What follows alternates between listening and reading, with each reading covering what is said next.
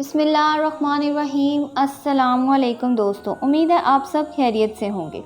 ایک دفعہ حضرت ابو الحسن نوری رحمۃ اللہ علیہ نے ایک دھکیلتا ہوا انگارہ ہاتھ میں لے کر مسل دیا، جس کی وجہ سے آپ کا ہاتھ کالا ہو گیا۔ اسی دوران خادمہ نے آپ کے سامنے دودھ اور روٹی لا کر رکھی۔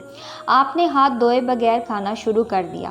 آپ کے اس فعل سے خادمہ کے دل میں یہ خیال پیدا ہوا کہ یہ انتہائی بدتمیزی کی بات ہے۔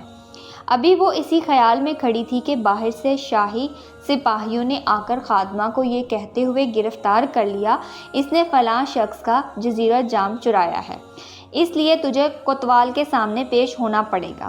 اس کے ساتھ ہی انہوں نے خادمہ کو مارنا پیٹنا بھی شروع کر دیا۔ یہ دیکھ کر آپ نے فرمایا، اس کو مت مارو، تمہارا جزیرہ جام ابھی مل جائے گا۔ چنانچہ اسی وقت ایک شخص نے جزیرہ جام سپاہی کے حوالے کر دیا اور وہ خادمہ کو چھوڑ کر چلے گئے۔ آپ نے خادمہ کو فرمایا، میری یہ بدتمیزی ہی تیرے کام آئی۔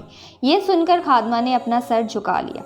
جب حضرت جلال الدین صخر بخاری رحمۃ اللہ علیہ ہندوستان آ رہے تھے تو سفر میں ایک ساتھی نے آپ کو اشرفیوں کی ایک تھیلی دی اور کہا، میں یہ تھیلی ہندوستان جا کر آپ سے واپس لے لوں گا۔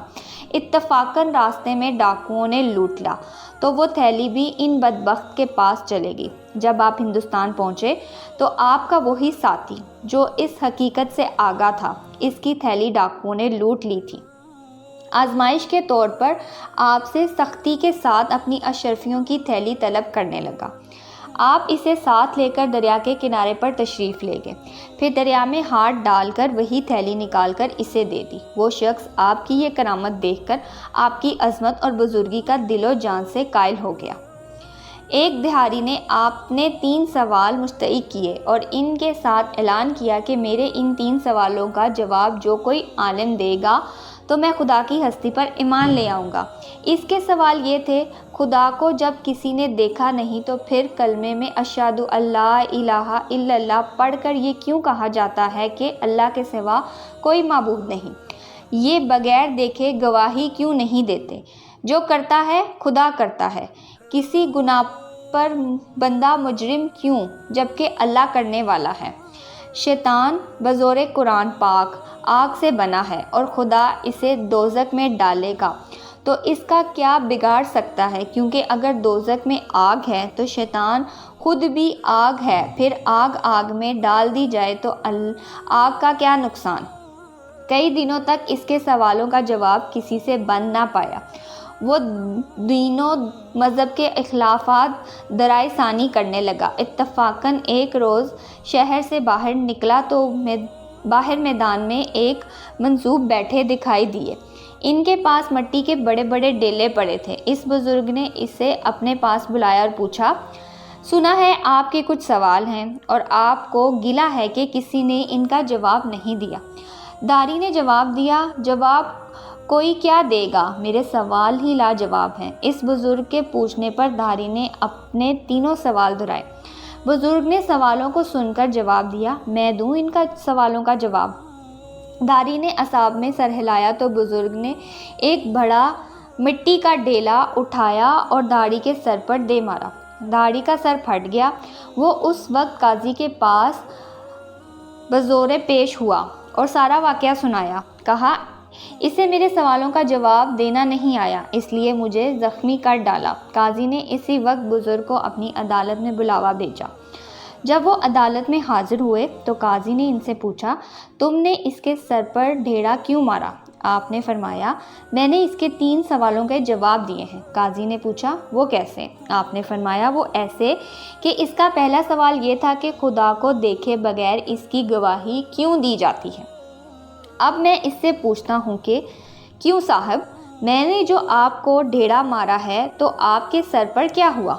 داری نے بولا، میرا سر پھٹ گیا اور سر میں سخت درد ہو رہی ہے۔ آپ نے پوچھا، جو درد ہو رہا ہے اس کی گواہی کون دے گا؟ وہ بولا، میں خود گواہی دیتا ہوں کہ میرے درد ہو رہی ہے۔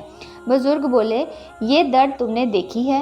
اس نے نفی جواب میں بولا، درد کو دیکھا تو نہیں لیکن محسوس تو ہو رہا ہے۔ آپ نے فرمایا، خدا ہم نے دیکھا تو نہیں لیکن وہ اپنی قدرتوں سے معلوم تو ہو رہا ہے۔ اس پر شخص نے اقرار کیا، اس کا پہلا سوال حل ہو گیا۔ بزرگ پھول بولے، تمہارا دوسرا سوال یہ تھا کہ جو کرتا ہے خدا کرتا ہے، بندے کا کیا تعلق ہے؟ اگر یہی بات ہے تو پھر تم نے مجھے عدالت میں کیوں بلایا؟ مٹی کا ڈیرا بھی خدا نے مارا ہے، میرا کیا قصور؟ وہ شخص بولا، میرے دوسرے سوال بھی حل ہو گیا لیکن میرا تیسرا سوال ابھی باقی ہے۔